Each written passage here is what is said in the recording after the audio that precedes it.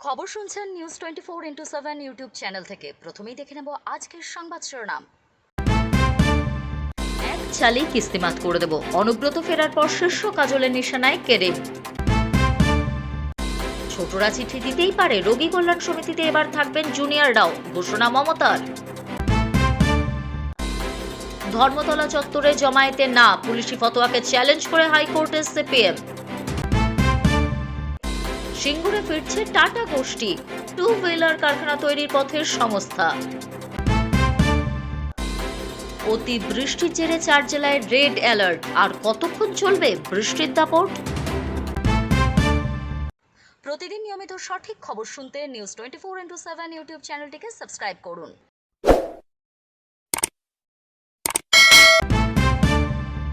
আসছি বিস্তারিত খবরে।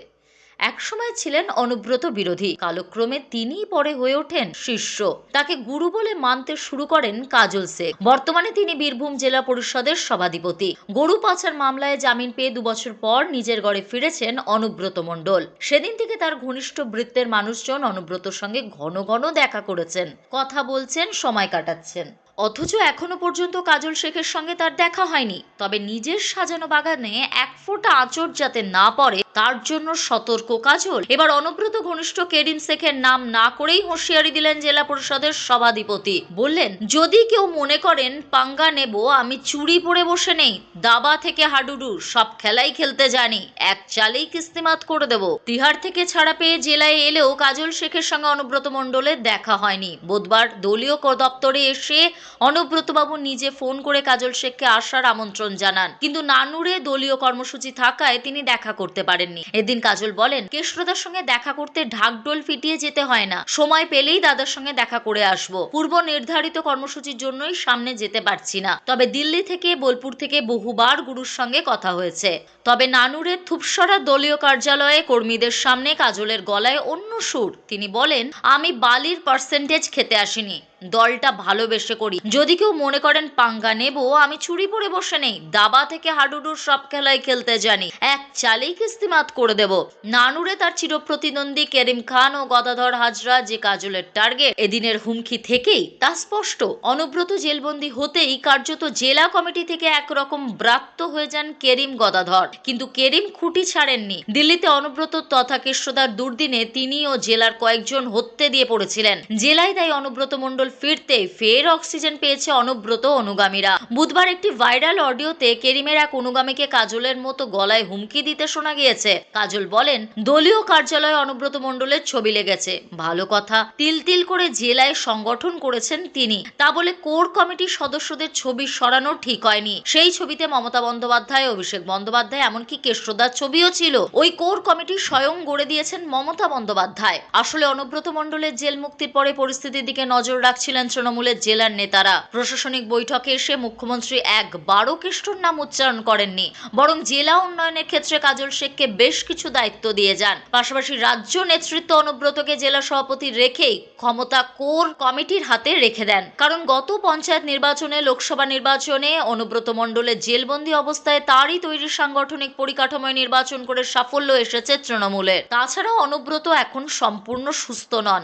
এই মুহূর্তে অনুব্রত অনুগামীরা সক্রিয় হলেই গোষ্ঠী দ্বন্দ্বে দলের কাঠামো খারাপ হতে পারে। তাই থুপসরায় দলীয় কর্মীদের কাজল বলেন, আমরা একটাই দল করি, তৃণমূল। মমতা বন্দ্যোপাধ্যায় নিজের স্বার্থে নয়, মানুষের স্বার্থে দলটা গড়েছেন। কিন্তু কিছু মানুষ বলে বেড়াচ্ছেন থুপসরা কার্যালয় তারা নাকি পুনরুদ্ধার করেছেন। আমি এখন ছেড়ে রেখেছি, যেদিন গোটাতে শুরু করব গুটিয়ে দেব। আমি নেতা সাজতে আসিনি, অনেক ঘাটের জল পেটে আছে।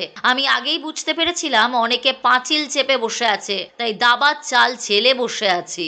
আরজিকর আবহেই স্বাস্থ্য ও প্রশাসনের আধিকারিকদের সঙ্গে বৈঠকে মুখ্যমন্ত্রী। বৈঠক শেষে ঘোষণা, রোগী কল্যাণ সমিতি পুরো ভেঙে দিয়েছি। সব প্রিন্সিপালরাই এখন রোগী কল্যাণ সমিতির চেয়ারম্যান হলেন।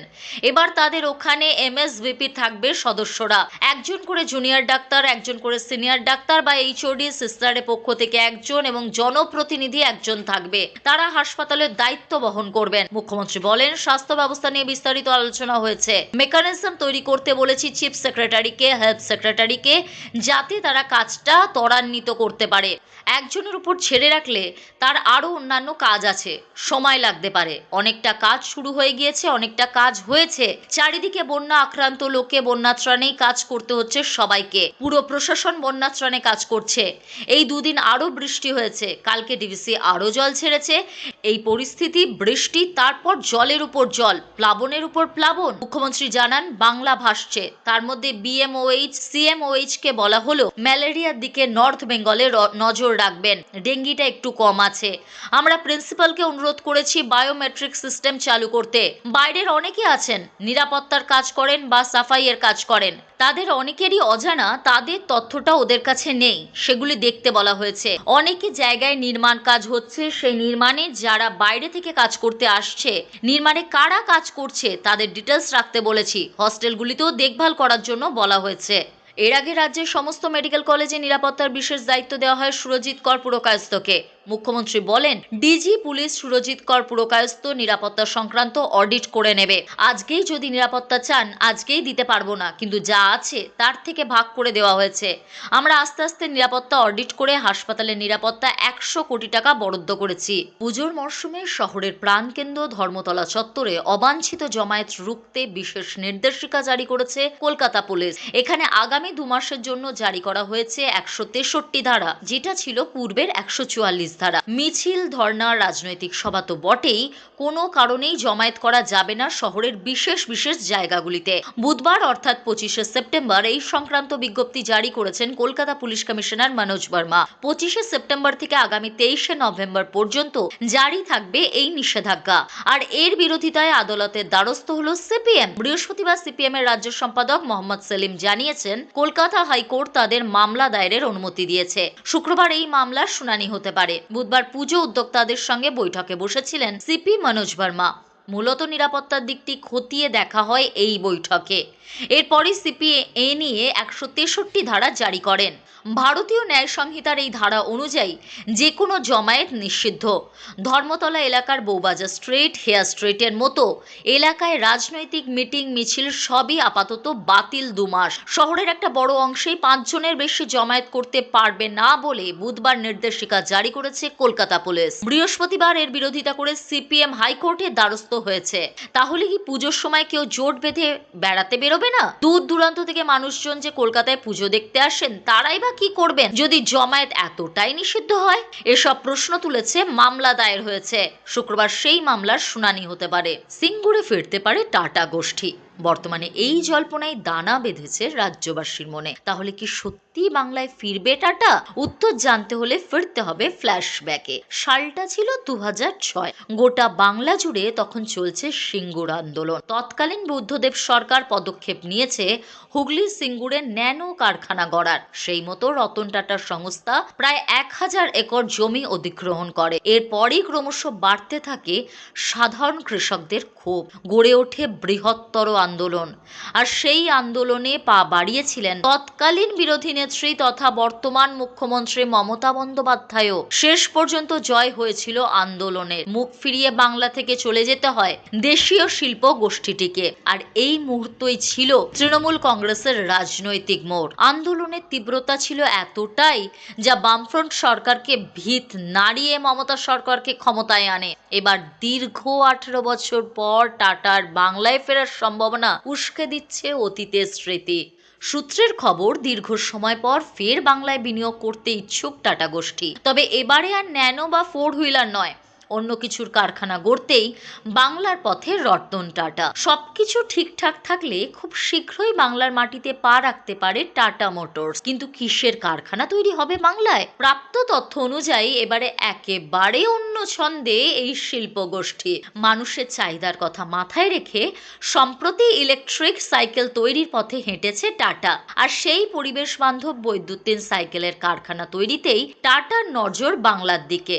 সূত্র মারফত জানা গিয়েছে সদ্য প্রকাশ করা 30,000 রেঞ্জের ইলেকট্রিক সাইকেল তৈরিতেই নজর দিয়েছে সংস্থা।